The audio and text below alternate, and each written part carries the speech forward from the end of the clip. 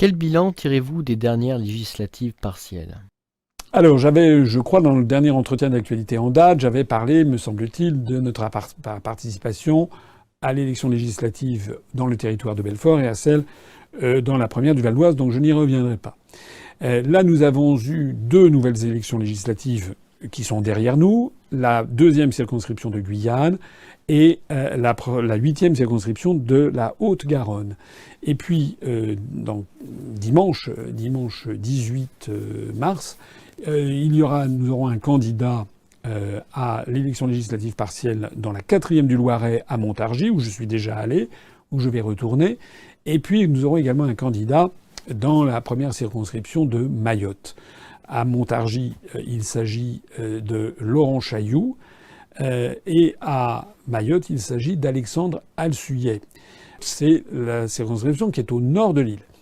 Et si vous n'habitez pas sur place, peut-être certains d'entre vous ont des amis qui habitent sur place ou de la famille. Je m'adresse ici tout particulièrement, notamment, aux Mahorais, qui sont nombreux à vivre en métropole, notamment en région d'Île-de-France, en région parisienne. Avant de revenir sur ces élections, et qui n'ont pas encore eu lieu au moment où je parle, je voudrais revenir sur les élections qui, elles, ont eu lieu.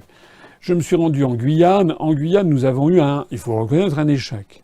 On a eu une baisse du score que nous avions fait. On avait fait un score qui était assez élevé l'année dernière. C'était même le deuxième meilleur score. On avait fait 1,7% dans la deuxième circonscription de Guyane. Et cette fois-ci, on a fait 0,78%. Donc ça n'est pas, a priori, très satisfaisant. Nous avons été déçus, il faut le reconnaître. Alors il y a quand même des explications qui méritent d'être prises en considération. Ce que moi j'ai découvert en allant sur place, c'est que le discours politique était écouté. C'était quand même intéressant et important de figurer dans cette élection. Mais en réalité, les médias locaux et l'opinion publique locale s'est focalisée sur ce que j'appellerais un match de catch entre le candidat d'En Marche qui avait été invalidé et son challenger qui était son principal compétiteur, qui était le candidat de France Insoumise, et qui était arrivé et qui s'était talonné. Il faut savoir, ce que j'ignorais, mais que j'ai découvert sur place, il faut savoir que le candidat d'En Marche, qui s'appelait Léanique Adam, était originaire de ce que l'on appelle sur place les Bushinengue, c'est-à-dire des populations qui sont le long du fleuve Maroni, qui font la frontière avec le Suriname, et dont l'origine, en fait, c'est ce qu'on avait appelé les esclaves marrons, c'est-à-dire des esclaves noirs venus d'Afrique au XVIIe et XVIIIe siècle dans le cadre de la traite des Noirs, qui ensuite avaient été utilisés comme esclaves par des planteurs, aussi bien au Suriname d'ailleurs, c'est-à-dire dans l'ancienne Guyane hollandaise qu'en Guyane française.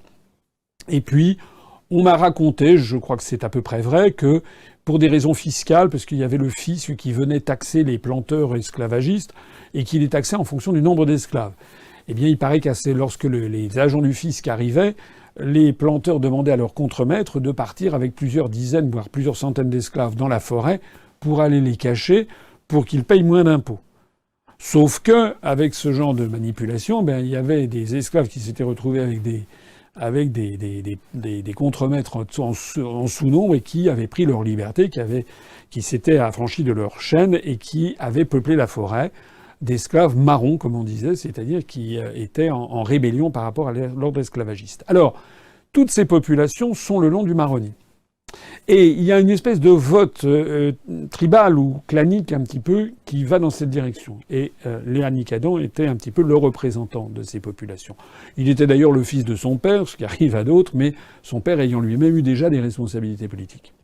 Et puis l'autre, c'était le candidat de France Insoumise, qui lui était plutôt le représentant de ce qu'on appelle les créoles en Guyane, c'est-à-dire non pas des blancs comme on dit les créoles en Martinique, mais c'est en fait des métis.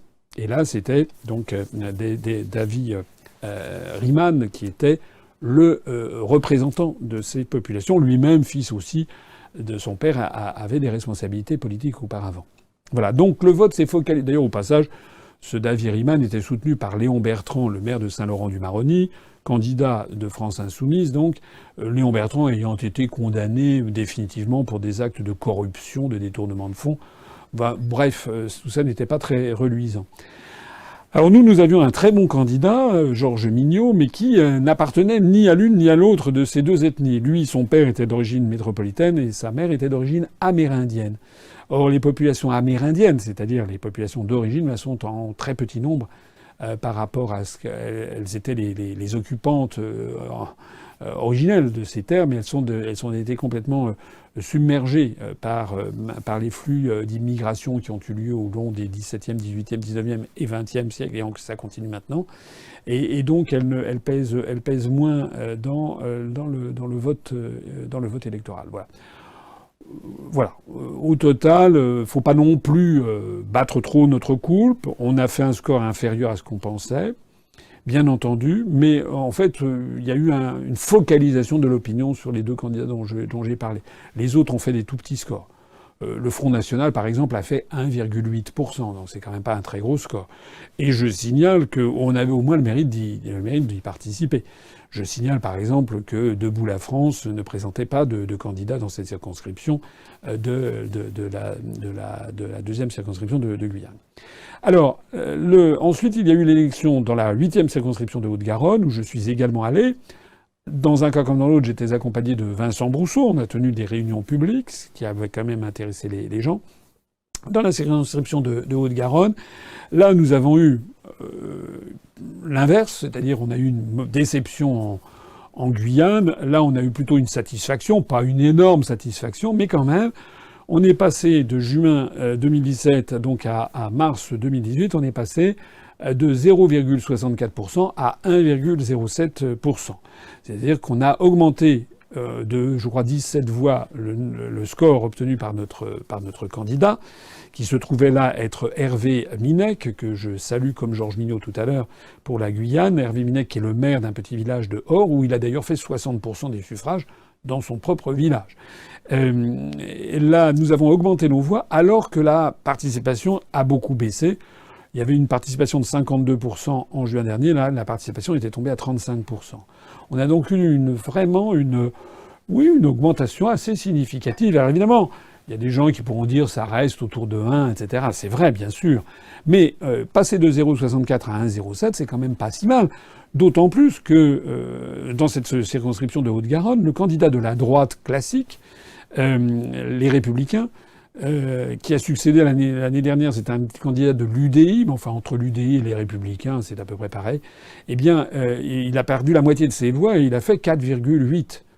De telle sorte que le candidat de l'UPR dans la 8e circonscription de la Haute-Garonne a fait quand même 22 ou 23% des voix du candidat Les Républicains. J'aimerais avoir 22% du temps de parole sur tous les grands médias français, du temps de parole accordé à M. Wauquiez. Hein, voilà. Les autres candidats, il y avait... on a assisté en fait à ce à quoi on assiste dans les autres élections législatives partielles, c'est-à-dire à une baisse de En Marche partout, sauf en Guyane, mais pour les raisons très particulières que j'ai évoquées. Mais partout, En Marche baisse réellement, de l'ordre de -5, -6, -10%. Ça, c'est quand même... j'ai pas vu beaucoup la presse, d'ailleurs, en parler, mais c'est quand même une sanction constante contre le gouvernement. Hein. On dit les Français... Pas du tout, les Français n'approuvent pas du tout ce qui se passe. Il suffit de voir les élections législatives partielles, à chaque fois, En Marche chute lourdement. En Haute-Garonne, on a eu un formidable poussé du Parti socialiste. Mais là aussi, c'est un vote extrêmement local. Le candidat est un candidat très bien implanté du Parti socialiste, puis c'est un endroit où le Parti socialiste est très fort. Donc il a eu une augmentation très importante de son score, mais aussi bien ça serait ailleurs un autre opposant au système. Ce qui est notable dans la circonscription de Haute-Garonne, c'est que tous les grands partis, à part le Parti socialiste, ont baissé. Ils ont baissé de 3-4 points. Par exemple, le Front National a baissé, France Insoumise a baissé, les Républicains se sont effondrés, le Parti communiste français a baissé. Voilà, donc ils ont tous baissé. Et parmi les très rares qui ont monté, à part le Parti socialiste, il y a eu nous, justement, qui avons grimpé. Voilà.